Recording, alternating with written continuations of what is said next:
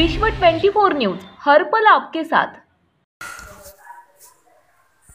नमस्कार। सिद्धगाव येथे 3 एकर ऊस जळून खाक झाले।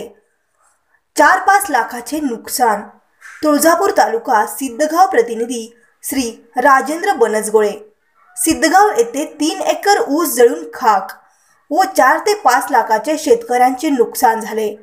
तुळजापूर तालुक्यातील सिद्धगाव शिवारात विद्युत तारेचे शॉर्ट सर्किट होऊन आग लागल्याने 3 एकर ऊस जळून खाक झाला।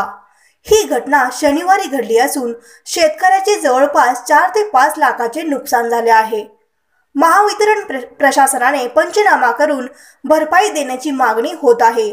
सिद्धगाव शिवारातील शेतकरी संजय श्रीमंत बिराजदार, सतीश विलास बिराजदार, शशिकांत अच्युत बिराजदार महावितरण प्रशासनाने पंचनामा करून नुकसानग्रस्त शेतकऱ्यांना भरपाई मिळवून देण्यासाठी प्रयत्न करण्याची मागणी होत आहे।